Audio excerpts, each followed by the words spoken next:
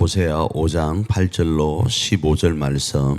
너희가 기브아에서 불나팔을 불며 라마에서 나팔을 불며 벳아이웬에서 외치기를 베냐민아 네 뒤를 쫓는다 할지어다. 벌하는 날에 에브라임이 황폐할 것이요 내가 이스라엘 지파 중에서 반드시 있을 일을 보였노라. 유다 지도자들은 경계표를 옮기는 자 같으니 내가 나의 진노를 그들에게 물같이 부으리라. 에브라임은 사람의 명령 뒤따르기를 좋아하므로 학대를 받고 재판의 압제를 받는도다.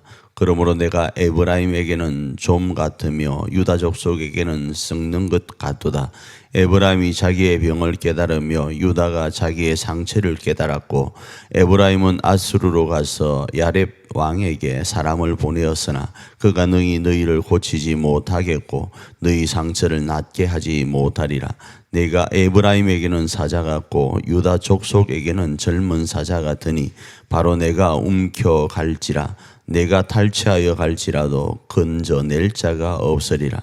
그들이 그 죄를 뉘우치고 내 얼굴을 구하기까지 내가 내 곳으로 돌아가리라. 그들이 고난받을 때에 나를 간절히 구하리라. 호세아 5장의 배경은 이런 겁니다.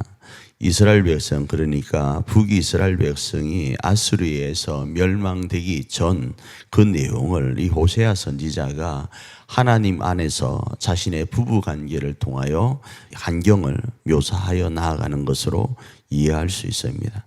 그 중에서 이스라엘 백성들이 하나님 앞에 범죄하여 있는 모습은 이스라엘만 그런 것이 아니라, 그러니까 북이스라엘만 그런 것이 아니라 남유다도 동일하게 이 모습 가운데 있음을 이야기하는 거예요. 그 중에서 이들에게 있어서 어제 살펴본 내용대로 부부에 대해는 유일사상이다 이런 말씀을 드렸잖아요. 부부는 일부일처입니다. 한 남편과 한 아내 안에 있어야 되는데 마치 북이스라엘 그리고 남유다가 하나님과의 관계 안에서 부부와 같은 관계임에도 불구하고 여호와를 유일신으로 섬기지 않고 다신론 가운데 있고 주변국에서 자기들의 신을 섬기는 모습이 화려하고 또 자신들의 쾌락을 쫓는 그 음란한 모습 가운데 있다 보니까 이스라엘 백성들이 여호와가 원하시는 모습으로 살기보다 주변의 나라의 모습대로 주변 나라가 신을 섬기는 모습으로 살아가는 그 모습을 이렇게 답습하고 그 모습을 이렇게 쫓아가는 모습을 가지고 이 본문을 이해하면 조금 더 도움이 되고 쫓아가는 그 모습이 이스라엘의 모습임을 하나님은 지적하고 있는 겁니다. 그러다 보니까 여호와는 그들의 신임에도 불구하고 여호와와는 거리가 있다 보니까 여호와께서 그들을 떠나다 보니까 여호와가 그들의 의지가 되지 못합니다.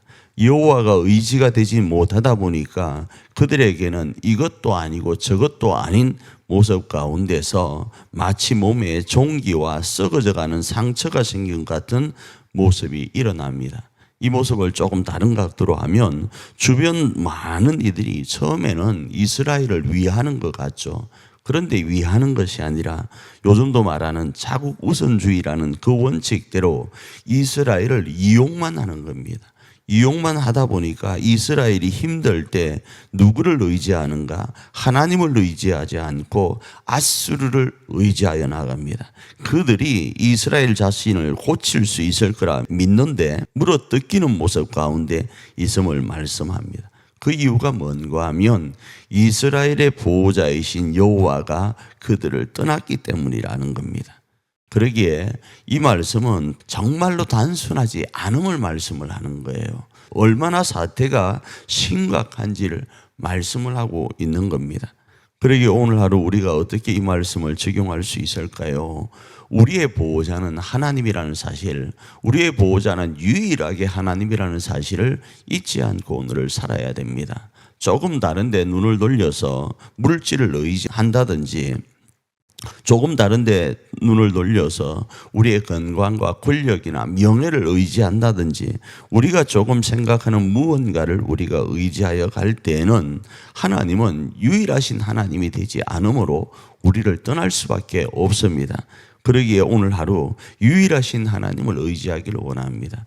그분만을 의지하면서 그분 안에서 주어지는 물질의 거부가 되기를 원하고, 그분 안에서 주어지는 건강의 장수함이 있기를 원하고, 그분 안에서 주어지는 명예와 영광이 있기를 원합니다.